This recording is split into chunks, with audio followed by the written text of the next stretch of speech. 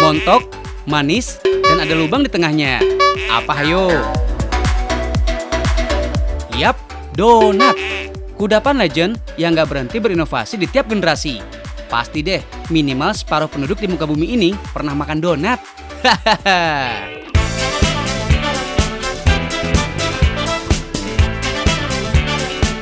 Apalagi di Indonesia, varian donat banyak banget. Mulai dari donat kampung dengan taburan gula halus, sampai donat kekinian dengan beragam topping menawan. Nah, kalau donat yang ini udah pernah nyobain belum guys? Rasanya dijamin beda. Blooms Donat namanya. Yuk kita kulik-kulik, apa sih yang bikin donat ini bisa beda? Cus, lihat proses pembuatannya dulu. Pertama, ada campuran tepung manis, gula, dan butter. Biarkan alatnya bekerja selama 11 menit hingga semua bahan tercampur sempurna. Ngomong-ngomong, tahu nggak sih beda margarin, butter, dan mentega? Jadi guys, butter dan mentega itu sama ya. Terbuat dari krim susu atau lemak hewan yang tidak mengandung trans fatty. Kaya akan vitamin larut lemak seperti vitamin A, D, E, dan K. Warnanya lebih cerah dibanding margarin karena mengandung padatan susu. Dan harganya juga lebih mahal guys, karena lebih wangi dan memberikan rasa lebih gurih pada kue. Kalau margarin terbuat dari lemak nabati berbahan dasar minyak, teksturnya lebih padat dan stabil di suhu ruang, alias gak gampang meleleh, kayak hati kamu. Iya. Warnanya juga lebih kuning dibanding mentega. Meski tidak sewangi mentega, namun daya emulsi margarin sangat bagus, yang memberikan cita rasa gurih dan mengurangi remah pada kue. Lanjut bikin donatnya guys. Jika adonan sudah siap, lanjut di folding atau coating. Ini adalah istilah untuk membuat adonan menjadi bulat. Karena teksturnya agak sticky alias lengket, bisa menggunakan sedikit tepung terigu agar adonan gak menempel di jari-jari tangan. Nah, kalau udah dibentuk, harus didiamkan dulu di lemari pendingin selama 1 hingga 2 jam.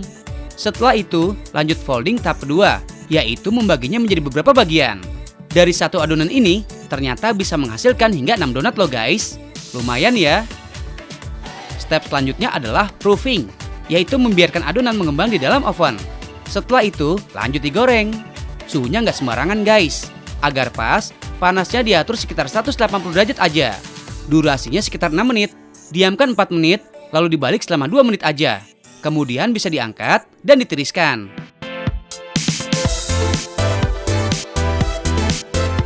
Donat udah jadi, tapi ini masih plain alias nggak ada rasanya ya. Harus ditambahkan pemanis. Masuklah ke tahap dusting. Taburkan gula halus ke seluruh permukaan secukupnya. Nah, jangan lupa elemen paling penting ketika membuat donat adalah rasa.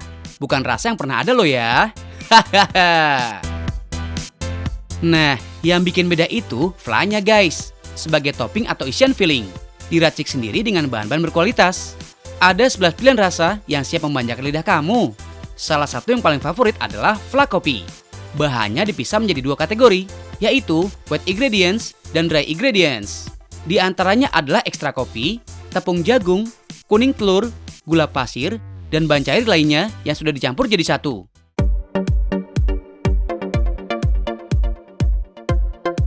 Pertama, rebus wet ingredients-nya hingga mendidih.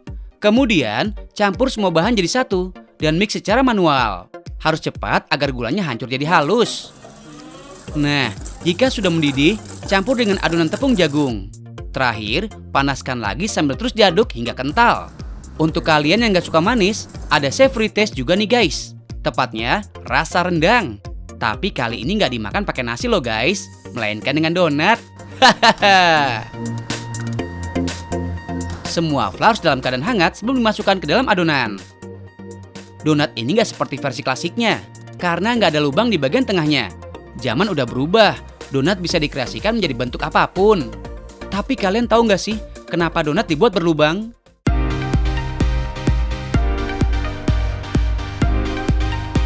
Banyak versi, tapi cerita yang paling populer adalah kisah pada tahun 1847 ada seorang kapten kapal laut yang menginisiasi donat berlubang agar tingkat kematangannya merata ke seluruh bagian.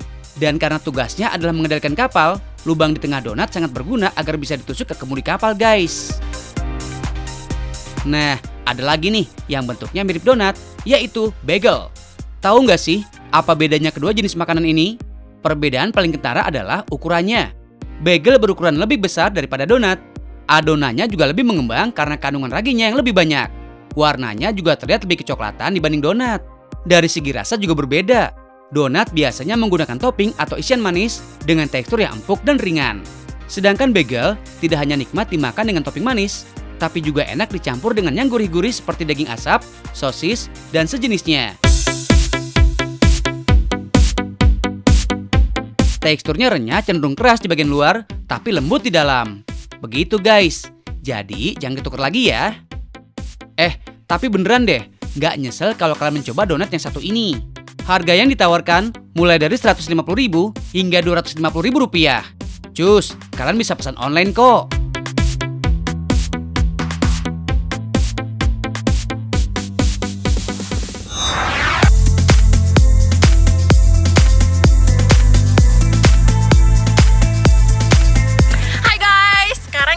Lagi mau liburan ke pantai. Nah, sekarang lihat nih, outfit kita udah kece banget kan buat pantai. Penasaran? Yuk ikuti.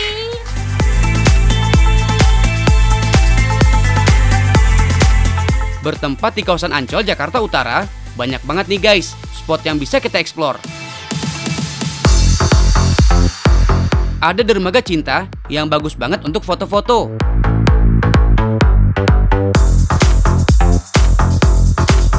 Selain itu, ada juga kolam renang yang berbentuk perahu yang unik.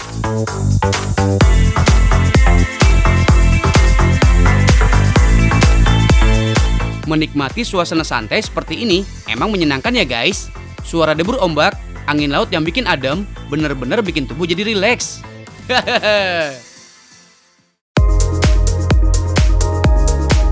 Puas nyantai di pantai, kuy, kita kulineran dulu guys. Di New Resto ini, Kak Nadia dan Kak Dina mau pesan menu serba salmon. Pesanan pertama ada sup salmon. Bahannya cukup sederhana. Ada tomat, jahe, bawang putih, daun jeruk, seledri, cabai, sawi asin, tahu bandung, and of course salmonnya. Next, lanjut ke proses. Geprek bawang putih, iris-iris cabai dan tomat. Tumis bawang putih sampai harum. Tambahkan air, cabai, dan tomat. Nah, sebelum salmon ikut masuk ke dalam kuah sup, potong salmon dan tahu berbentuk dadu. Iris tipis jahe, masukkan ke dalam kuah sup. Terakhir, masukkan potongan sawi asin. Yippee, dah jadi deh sup salmonnya. Gampang kan? Dan bumbunya nggak pakai ribet. Lanjut menu kedua salmon kita guys, yaitu steak salmon. Selain salmon, kalian juga butuh lemon, pakcoy, scallop, buttercream dan krim, serta acar. Baluri salmon dengan perasan lemon agar aroma amisnya hilang. Panaskan wajan dan masukkan salmon. Guys, ada tips nih supaya salmon tidak amis. Selain lemon tadi, kalian bisa menggunakan serai. Caranya, cukup tusukkan serai pada ikan salmon. Seluruh aroma sedap hempas. Masakan pun jadi wangi. Pan salmon selama 4-5 menit. Setelah itu masukkan scallop, pan hingga matang ya. Baru deh, salmon dan scallop bisa diangkat. Lanjut buat sausnya. Caranya sama gampangnya kok. Masukkan buttercream, lalu sedikit garam dan penyedap rasa. Wah, harum banget guys. Langsung aja nih serbu.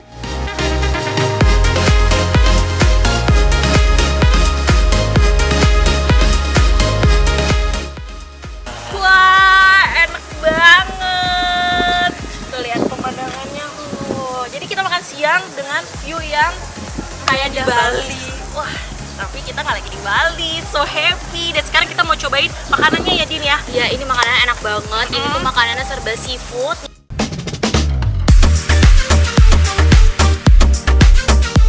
Salmon dari dulu emang terkenal sebagai hidangan kaya protein dan tinggi asam lemak omega 3. Bagus banget buat kesehatan jantung, serta bikin kulit dan rambut lebih sehat. Makanya ibu-ibu doyan banget tuh ngasih anak-anak menu ikan salmon. Karena bukan dari laut Indonesia, daging ikan salmon emang cukup mahal guys.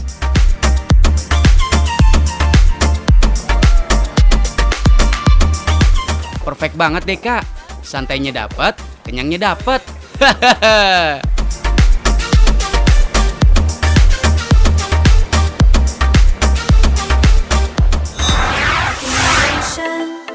As I lie in bed, in the sheets roll over to your sleepy head. We got all day now in the warm air. Something is special, something is rare. 'Cause this never happens to me. Bukan Bali namanya guys, kalau nggak ngasih kalian paket wisata kekinian yang asoge boy. Buat yang suka foto-foto cantik dan eksis di sosial media, tempat yang satu ini cocok deh guys jadi pilihan. You are my clarity. The Tukat Adventure adalah sebuah tempat wisata yang nawarin berbagai kegiatan seru dan spot foto keren. Berada di daerah Bongkase, Abian Semal, Kabupaten Badung, Bali, lokasi ini menjadi salah satu tempat wisata yang banyak dikunjungi wisatawan saat ini guys. Bukan tanpa sebab, tempat ini menghadirkan suasana pedesaan yang masih sangat alami. Selain itu, pemandangannya juga nggak kalah kece.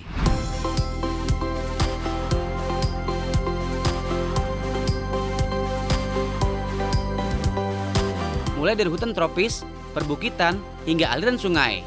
Ada beberapa spot yang bisa kalian pilih. Pertama adalah Bird Nest guys. Spot ini memiliki bentuk seperti sarang burung yang tergantung, yang banyak dipilih wisatawan sebagai tempat mengabadikan gambar dengan latar belakang sungai dan hutan di belakangnya. Oke deh, saatnya unjuk gigi. 1, 2, 3. Duh, mbaknya, manisnya nggak habis-habis.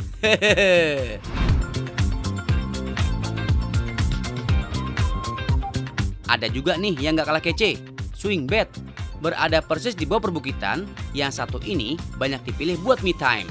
Ditemani udara khas perbukitan, cocok banget nih guys buat kamu dan kamu yang pengen lepas dari kepenatan sesaat. Selain spot tadi, setidaknya ada sekitar 20-an spot yang bisa kalian pilih di sini. Tiap spot memiliki keunikan tersendiri. Oh ya guys, dari tawaran yang ada satu yang benar-benar nggak boleh kalian lewatin. Well, ini dia guys, The Tukat Swing. Widih, wahana yang satu ini merupakan salah satu favorit yang banyak dipilih. Bayangin deh, kalian bakal diajak ngerasain sensasi terbang tinggi di atas perbukitan dengan pemandangan lembah menjorok ke bawah. Ayunan buatan ini memiliki tinggi lebih dari 24 meter di atas permukaan laut. Kelihatannya seru banget ya guys. Konsep ayunan dari ketinggian kayak gini emang lagi banyak banget di Bali guys.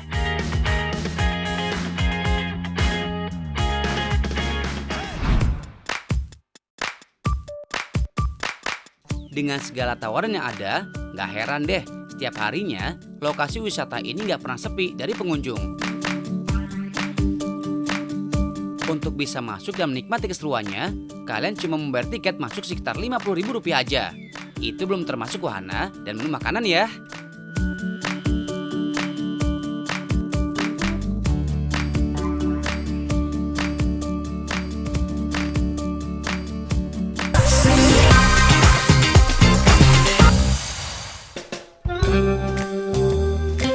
Guys, cuaca emang lagi nggak nentu ya.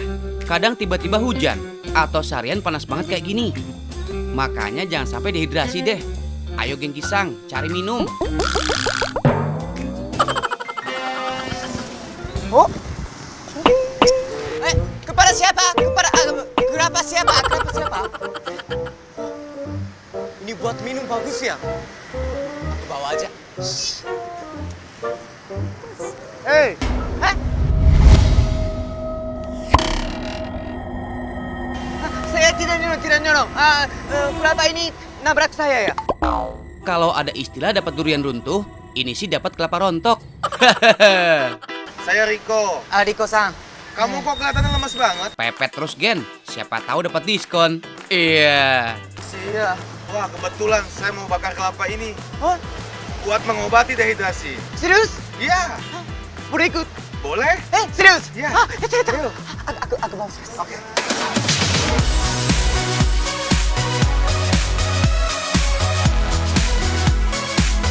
Guys, pernah nemu kayak ginian nggak? Yap, kelapa tapi dibakar alias kelapa bakar. Olahan unik satu ini ternyata banyak yang nyari loh. Pak, ini Pak. Ini Pak. Nah, ini namanya kelapa bakar, Gengki. Wah, ini kelapa bakar. Iya, Wah, unik ya. unik. Oh, boleh. Aku mau coba. Boleh? Boleh, pasti boleh coba. Boleh, oh. Tapi ada syaratnya. Oh, gitu.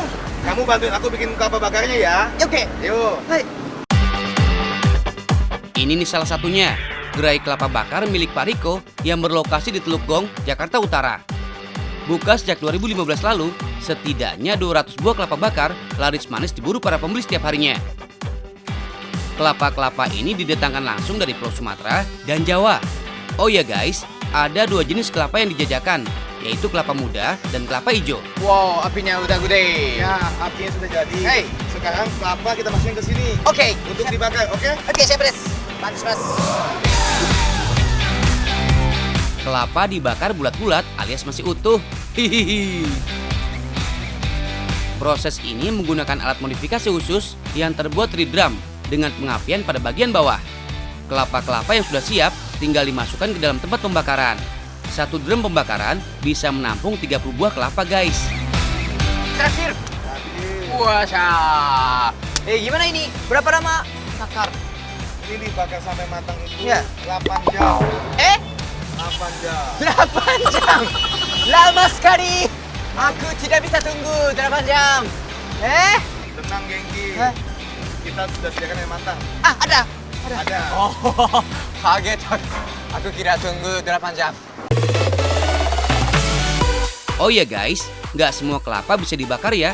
Harus ada syaratnya nih. Pertama, buah kelapa tidak boleh terlalu muda, karena akan gampang pecah saat dibakar. Kelapa juga harus memiliki kandungan air yang banyak. Nah, ini Gengki yang sudah matang. Oh, ini. Oh, ini udah matang.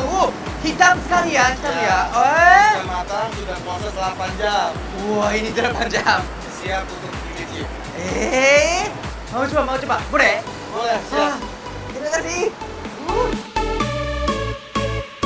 Kelapa-kelapa yang sudah dibakar kemudian dikupas di bagian atas.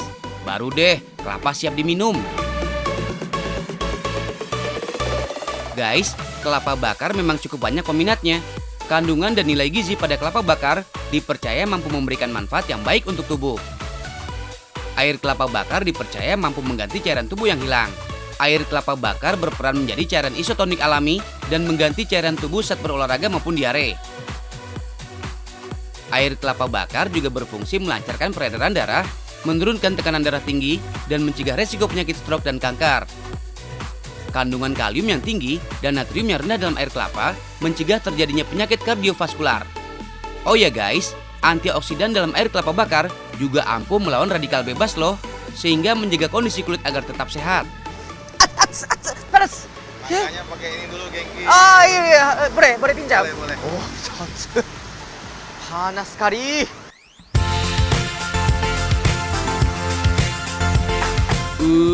Sugoi Gengki.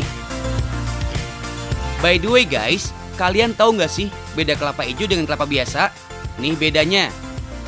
Kelapa hijau saat dibelah atau dikupas, seratnya berwarna kemerah-merahan, nyaris pink. Sedangkan kelapa biasa muda berwarna coklat pucat, mendekati putih. Rasa air kelapa hijau sedikit asam dan kurang menyegarkan guys. Berbeda dengan kelapa biasa yang segarnya nempel di lidah dan terkadang menggigit seperti soda. Namun di antara pecinta kelapa, kelapa hijau lah guys yang banyak dicari. Karena dipercaya memiliki manfaat yang lebih banyak dibandingkan dengan kelapa biasa. Oke, jadi guys, ini kalau langsung minum panas banget, tidak bisa. Jadi aku makan buah dulu.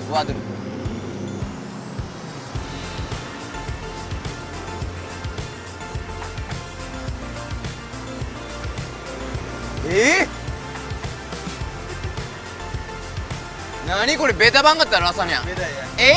Beda sekali. Ini kayak apa ya? kalau di Jepang, ubi bakar Jepang mirip sekali rasanya. Kalau bahasa Jepang yaki imo. Imo itu ubi. Yaki itu bakar. Mirip rasanya. Enak sekali dah kore.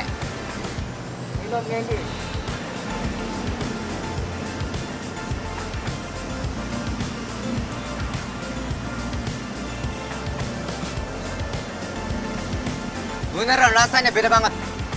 Beda banget nih. Aku pernah minum kelapa yang tinggi. Rasanya beneran beda.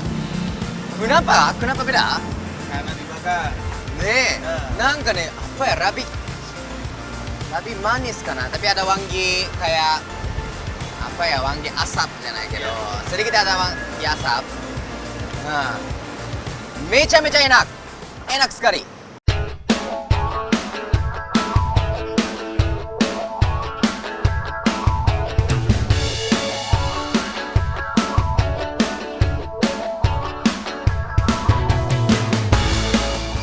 Gua dan kuah, cocok sekali. Enak banget. Guys, selain dinikmati langsung, olahan kelapa bakar juga bisa dicampur dengan berbagai rempah, seperti jahe dan serai yang sudah dicampur ini.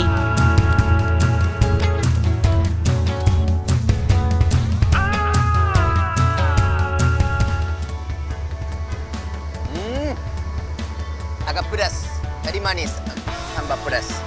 Sehat. Sugoi!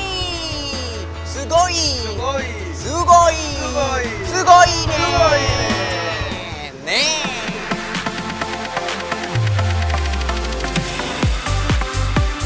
Tempat ini buka setiap hari, mulai pukul 10 pagi sampai pukul 10 malam. Untuk satu butir kelapa bakar dibanderol Rp20.000 aja. Mursida Bambang kan, alias murah banget.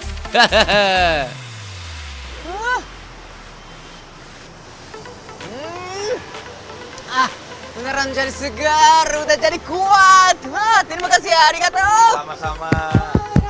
Genki, kamu sudah segar kembali? Iya udah. Kuat banget. Yes, arigato, udah jadi genki. Genki desu. Genki, Hai. hari ini kan karyawan saya nggak masuk.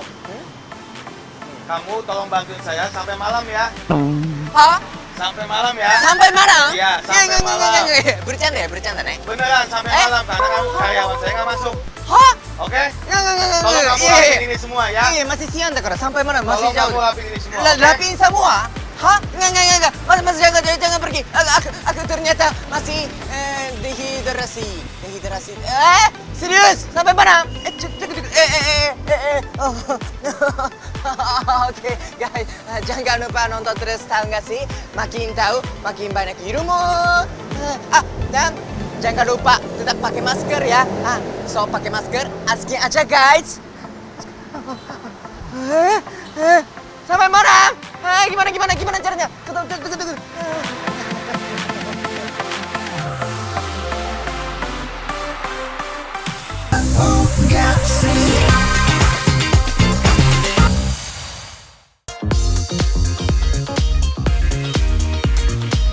Hai guys. Nah, sore-sore gerimis gini emang paling enak buat ngemil-ngemil manja. Apalagi kalau ngemilin martabak. Tapi bukan martabak telur atau manis ya. Ini martabaknya tipis banget. Setipis rindu aku sama kamu.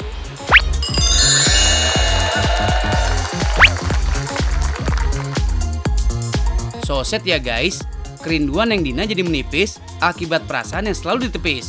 Udah kayak sinetron banget. By the way guys, anak Medan pasti tahu banget sama martabak yang satu ini.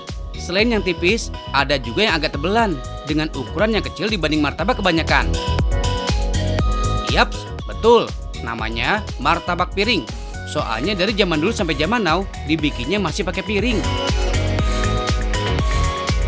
Menurut beberapa sumber, martabak piring udah ada di kota Medan sejak tahun 80-an. Dan jadi salah satu cemilan khas di ibu kota Sumatera Utara itu. Tapi di ibu kota Jakarta juga ada nih guys. Tepatnya di bilangan Jalan Salihara, Pasar Minggu, Jakarta Selatan. Namanya martabak piring Aliang. Usaha franchise yang mulai sejak Februari ini pastinya masih menggunakan piring sebagai media masaknya guys. Piring kaleng jadul ini masih dipertahankan sebagai ciri khas. Pembakarannya juga masih menggunakan arang. Tapi tenang aja guys, bikinnya cepet kok. GPL alias nggak pakai lama.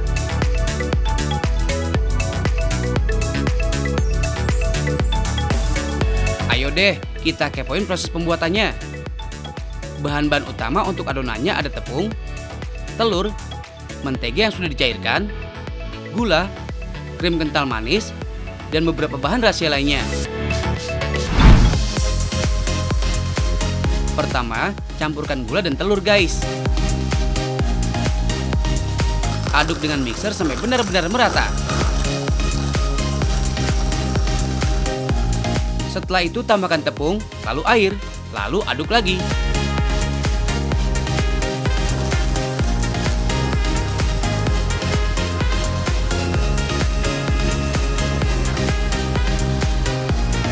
Terakhir, tambahkan margarin, kemudian aduk sampai merata. Untuk adonan martabak tipis, bahan yang dipakai hampir sama, tapi telur yang dipakai cukup putihnya aja guys. Diaduk rata dengan gula, lalu tambahkan tepung dan air. Aduk dengan mixer sampai benar-benar rata. Lalu tambahkan ragi cair dan aduk lagi. Nah, adonannya udah siap deh untuk dimasak. Jadi sekarang tahu kan, martabak tebal sama tipis selain beda bentuk, adonannya juga beda guys. Selain itu, dari pembuatannya, tingkat kesulitannya juga lebih sulit martabak tipis. Nih, kita lihat dulu cara bikin martabak yang tebal ya. Setelah bara api siap, piring kaleng diolesi dulu pakai kuning telur bebek yang sudah direbus, biar tidak lengket dan kandungan minyaknya tipis-tipis. Lanjut adonan dituang ke piring dan dipanggang sampai permukaan martabaknya tidak terlihat basah. Kemudian dipanggang dengan bar yang stabil 1-2 menit. Berikutnya, martabak udah siap untuk dikasih topping sesuai pesanan. Sedikit berbeda dengan martabak tebal guys. Untuk martabak tipis, setelah dituang ke piring, adonan diratakan sampai benar-benar tipis.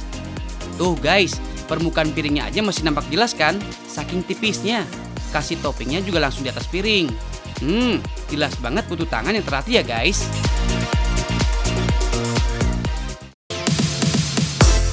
Nah, sekarang bagian yang seru, yaitu ngasih topping. Tentunya dengan inovasi berbagai topping yang lebih beragam dan kekinian. Ada rasa klepon, martabak dioles pasta pandan serikaya, lalu dikasih taburan tapak kering dan gula merah cair. Ada juga matcha green tea, martabak dengan olesan pasta green tea dan biskuit matcha. Kalau ini, rasa taro and cookies, dengan olesan pasta taro dan taburan smash cookies. Ada juga topping jasuke, yaitu parutan keju yang melimpah, tambah butiran jagung, dan krim kental manis. Nih guys, lihat martabaknya tipis banget. Tapi gak tipis dompet aku ya guys. Dengan harga mulai dari Rp7.000, martabak piring Aliang bisa dibeli langsung atau bisa juga lewat delivery online. Martabak ini bisa tahan sampai 1 minggu jika disimpan di lemari pendingin.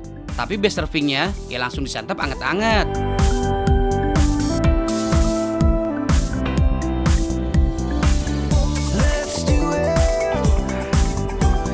Wah guys, ini bener-bener rasanya manis banget, taro cookies. Nah, buat kalian yang doyan manis-manis, ini cocok banget nih. Manisnya pas banget kayak aku.